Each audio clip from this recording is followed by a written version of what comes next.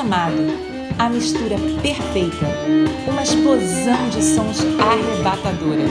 Simone Sou e Guilherme Castro, que formam o duo Soulcast, nos fazem viajar pelos ritmos brasileiros ao som da percussão. Em mais um show produzido pela Fundação Hora do Brasil, tive o prazer de conversar com os músicos e conhecer um pouco mais da vida e do encontro desses dois grandes talentos. E você, quer saber um pouco mais? Então vem comigo, esse é o programa Turnê.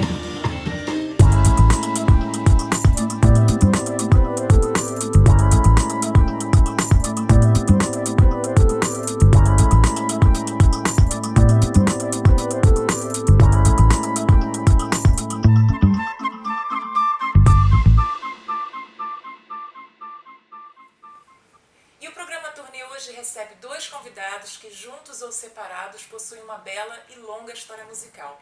A Simone Sou e o Guilherme Castro, certo? Sim. Que, além de projetos individuais, também fazem esse duo Soulcast, que está em turnê aqui na Europa. E a gente tem o prazer de recebê-los e conversar aqui no show deles em Amsterdã.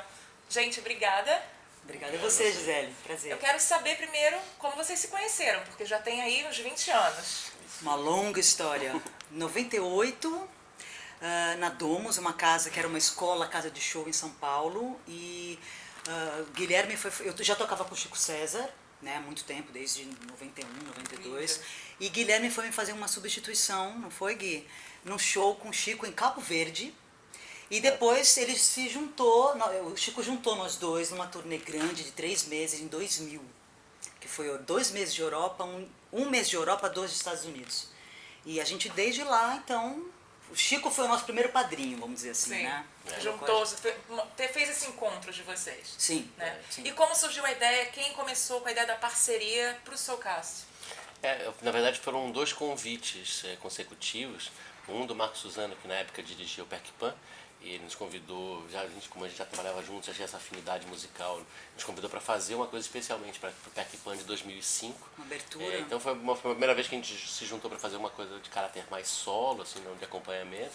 E depois em 2007, num outro festival de percussão, o Ari Colares, que também é um percussionista, que era curador de um festival chamado Mundo Percussivo, nos convidou para montar um espetáculo mesmo. Então nós montamos e acho que 2007, na verdade eu diria que 2005 foi um prenúncio. Sim, uma preparação para o que vinha. E aí em 2007 a gente montou realmente um espetáculo que é a base do espetáculo, inclusive, que a gente roda até hoje. E qual o estilo predominante que vocês escolheram, qual a maior influência? A mistura, né?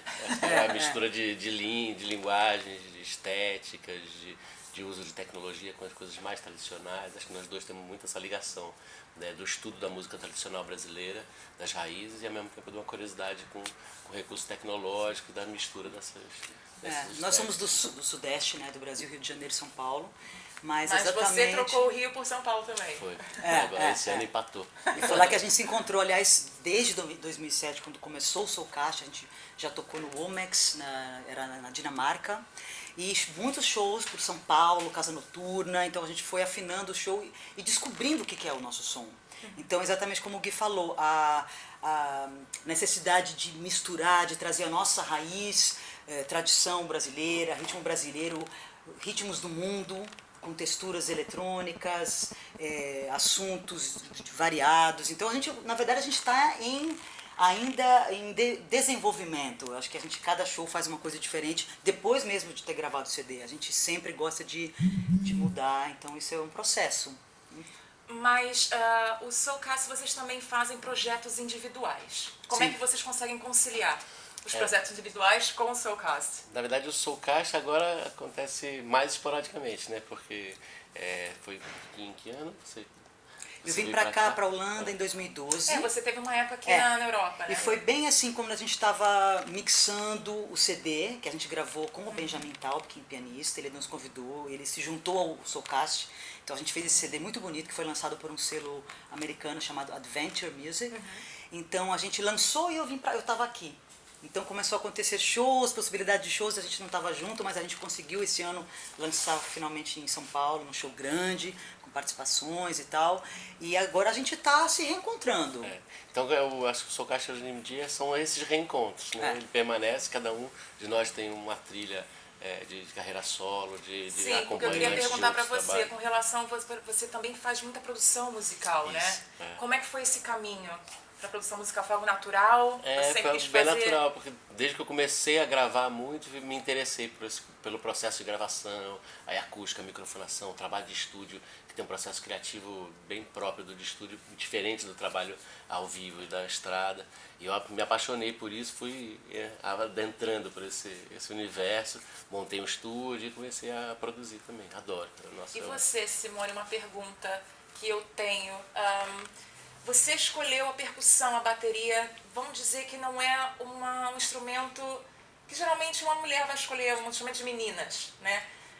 Existe algum preconceito ou até alguma desconfiança, vamos dizer assim? Preconceito é uma palavra muito forte, às vezes uma desconfiança. É engraçado, quando eu comecei a tocar, que foi final dos anos 80, comecei a tocar bateria, hard rock, né? Eu, na verdade, eu não escolhi tocar bateria. Eu sempre digo que a bateria me escolheu. Porque eu até tentei tocar outros instrumentos, piano foi meu primeiro instrumento, violão, baixo, mas a bateria foi unânime, assim. Então eu não digo que eu escolhi tocar bateria. A bateria me escolheu. E na minha época, claro, tinham menos bateristas. Hoje em dia tem muito mais. Então eu acho até que a gente foi uma das... Eu fui uma geração no Brasil que começou essa história, começou nos anos 90. Depois eu vejo muitas meninas falarem que se inspiraram, né? Então tem Lilian Carmona, super baterista Vera Figueiredo, né? E depois agora tem uma geração muito linda de percussionistas, muitas mulheres tocando percussão, aliás, em grupos grandes, Ilu Obadimim, em São Paulo. Enfim, eu vejo que... Eu nunca tive preconceito, na verdade, porque eu sempre me coloquei como músico, assim, sabe? Não como uma menina tocando. E com uma força muito forte, porque eu sempre escutava, nossa, você toca que nem homem. Pra mim isso não significava nada, eu sempre fui um músico. Então eu não sinto que eu sofri um preconceito, assim, não.